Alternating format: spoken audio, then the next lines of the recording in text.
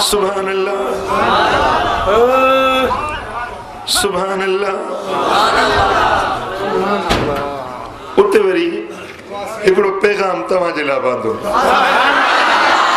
मां सुन्नी आहियां, मां सुन्नी आहियां। तव्हां कोन चवंदो जा। मां सुन्नी आहियां, मां सुन्नी आहियां। मुंहिंजो सुन्नत सां बस प्यार आहे, मुंहिंजो इश्क आहे करबीअ सां बस मुंहिंजो बेड़ो पार आहे।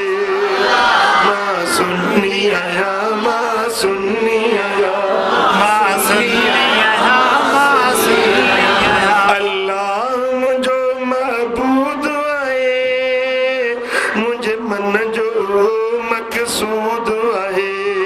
वो हर जाए हक मौजूद आहे, वो हर जाए हक मौजूद आहे। वो मुंहिंजो पालणार आहे। मां सुन्नी आहियां, मां सुन्नी आहियां, मां सुन्नी आहियां, मां सुन्नी आहियां। मुंहिंजो तो हबीब हकीम आहे, जेको साहिब खुल्क अज़ीम आहे।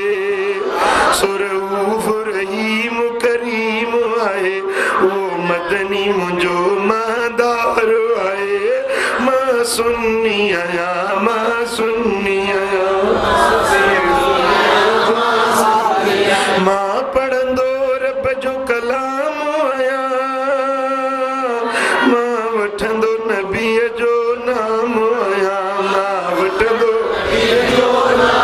मां गौसे आज़म जो गुलाम आहियां, मां गौसे आज़म जो गुलाम आहियां। मुंहिंजे दुश्मन जी इहा हार आहे, बस मुंहिंजो बेड़ो, बस मुंहिंजो बेड़ो। मां सुन्नी आहियां, मां सुन्नी आहियां। अबू बकर उमर उस्मान अली, मुंहिंजो चैनी सां चाह दिली। मुंहिंजा हसन हुसैन इमाम वली, मुंहिंजा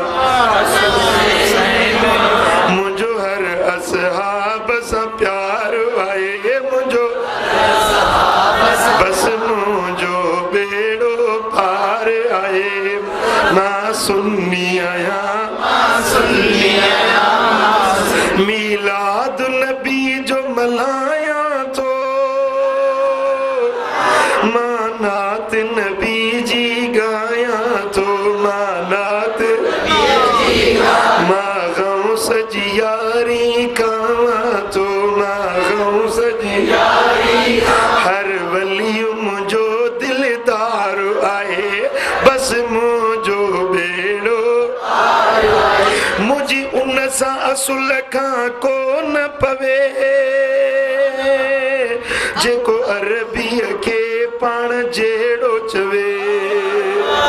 मुंहिंजी धूड़ मथे में पियो थो धवे, कयो कटड़ूअ खे रब ख्वार आहे। बस मुंहिंजो बेड़ो पार आहे। मां सुन्नी आहियां, तोड़े कर मुल्ला कमज़ोर आहियां,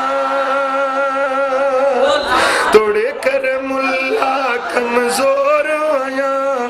तब दुश्मन ले शहज़ोर आहियां, तब दुश्मन ले शहज़ोर आहियां। पंहिंजी जान बता जिंद घोर आहियां, सोणे अरबीअ तां मुंहिंजो पीर सखी पगदार आहे। बस मुंहिंजो बेड़ो। मां सुन्नी आहियां, मां सुन्नी आहियां, मां सुन्नी आहियां। बस मुंहिंजो बेड़ो पार आहे। मां सुन्नी आहियां, मां सुन्नी आहियां।